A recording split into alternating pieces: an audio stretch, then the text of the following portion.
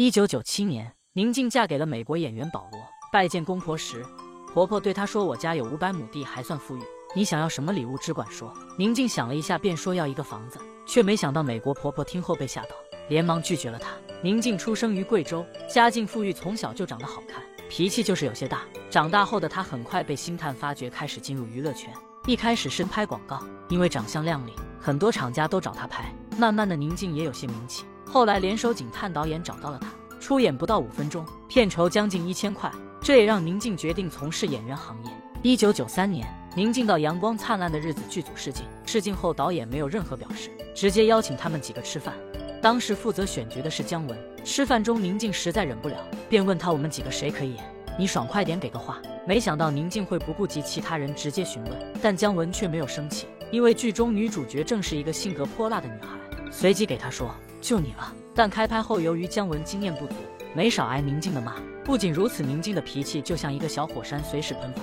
一次，姜文对她说：“你有意见可以私下给我说，不要当着大家跟我作对，给我留个面子。”姜文可能也没想到他会爱上如此泼辣的宁静。1993年，宁静在拍摄《阳光灿烂的日子》时与姜文谈起恋爱。刘晓庆得知后火急火燎地找到宁静：“你离他远点，姜文是我的男友。”没想到宁静暴脾气上来了，不甘示弱地回怼一句，让对方哑口无言。当时姜文拍摄《阳光灿烂的日子》时，刘晓庆也帮了不少忙，帮他拉投资等。姜文和刘晓庆是因拍摄《芙蓉镇》时因戏生情，后来姜文开始转行做导演，刘晓庆也默默支持他。可没想到姜文在片场爱上了宁静。由于《阳光灿烂的日子》讲的是北京的生活，所以姜文要求宁静需要学会北京话。可宁静是贵州人，为此宁静也是苦练北京话。可没想到北京话没练好，普通话也说不利索了，宁静都快怀疑人生了。后来也彻底放飞自我，逮到机会就骂姜文一顿。可没想到姜文在挨骂的日子里渐渐爱上了他，两人也日久生情，谈起恋爱。刘晓庆得知后无法容忍，便找到宁静说：“姜文是我的男朋友，你离他远点。”宁静看到刘晓庆时也不胆怯，反而对了句：“我们凭各自本事，他最后选择谁就看他了。”刘晓庆一看宁静这态度，便退出这场恋情。传说中两人对话是真是假无从得知，但是姜文确实爱过宁静。宁静曾在一次采访中，主持人问他：“姜文喜欢过你吗？”宁静直接霸气地说：“请妈妈去掉，爱就是爱过，但可惜两人的恋情没有甜蜜多久。”姜文转身爱上了外国美女桑德林，但没想到宁静也不甘示弱。1996年，在拍摄《红河谷》时，宁静和美国演员保罗一见钟情，保罗也被宁静的美貌所吸引。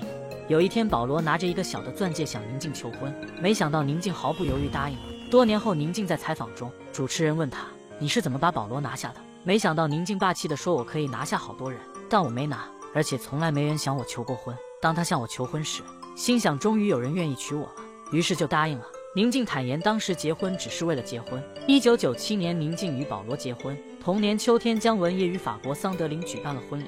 婚后，宁静第一次见公婆的时候，婆婆给她说：“我家有500亩地，家境也算富裕，你想要什么可以随便提。”没想到宁静说：“我想要一个房子。”这可把婆婆吓到了，连忙拒绝。